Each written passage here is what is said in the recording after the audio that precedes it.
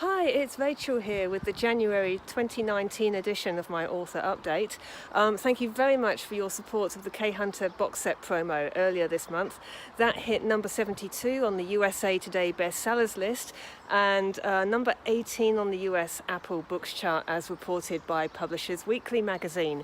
And then 2 weeks later, of course, on the 13th of January, Bridge to Burn came out, K-Hunter Book 7. Thank you all for your messages of support and your very kind reviews for that book. Something a little different for the update this month. I'm going to take you behind the scenes recording the audiobook of Bridge to Burn.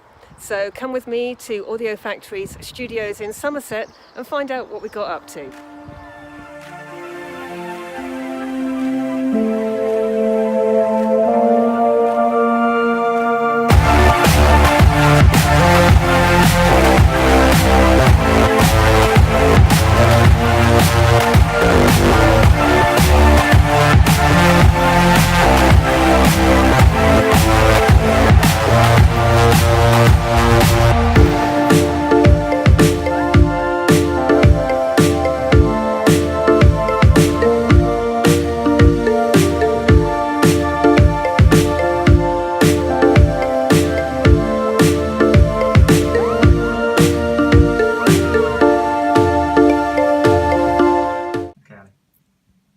I had nothing to do with that.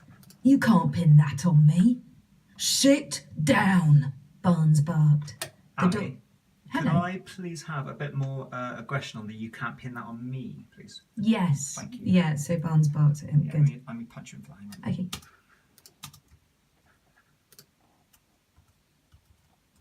You can't pin that.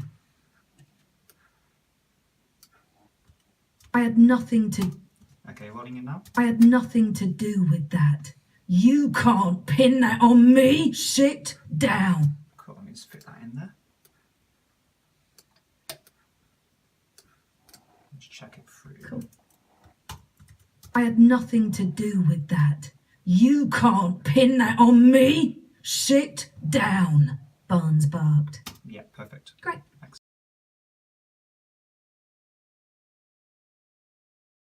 I'm Alison Campbell. I am an actor and an audiobook narrator.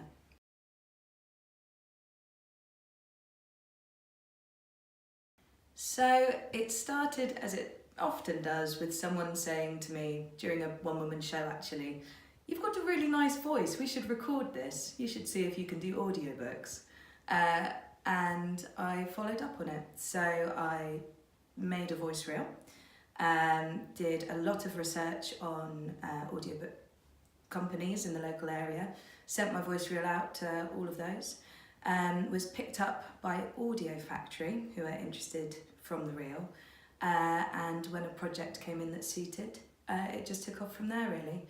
I'm very lucky that I'm naturally a very fluent reader, and I find it very easy to jump between characters and voices. And so it all just started snowballing very quickly from that first book. Great.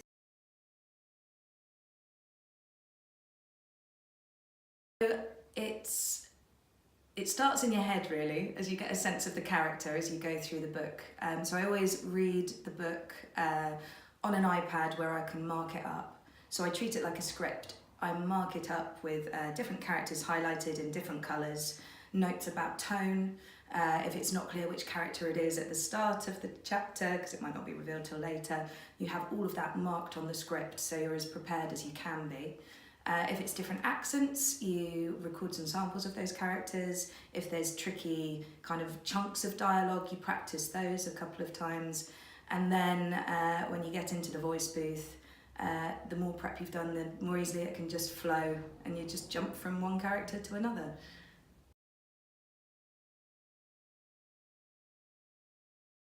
Several at once. So the way we tend to do it here at Audio Factory is between 45 minutes and an hour in the booth, and then 20 minutes to 45 minutes break in between. So depending on the lengths of the chapters, you can get through quite a few. But every time you get to the end of the chapter, that's a good spot to just have a couple of second pause, a sip of water. But often you do just roll straight on through, especially if the story is building. So yeah.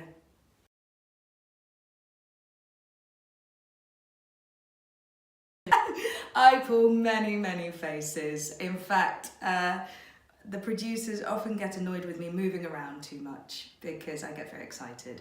So Sharp, in particular, he has this pointy finger and he's quite upright, and Sharp delivers everything to the point of the finger, which becomes quite noisy. So I have to try and do Sharp without the pointer finger, which I find really hard.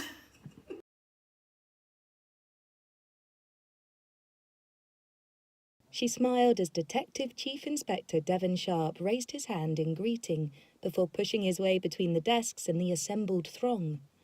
"Mind if I join you for this one?" he said as he reached her. "I thought I'd save you coming over to headquarters later this afternoon to give the Chief Super an update.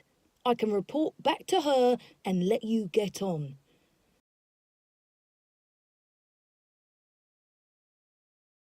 Ooh, they can expect, well, the usual twists and turns from Rachel Amphlett, which is very exciting.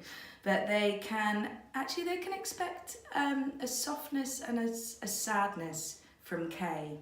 It delves into a bit more of her backstory with her family and her partner Adam, and there's some really touching moments. It was very moving to read parts of it actually, and I hope that comes across in the audiobook, but those moments really flagged up for me in this book. Thank you very much. Thank you.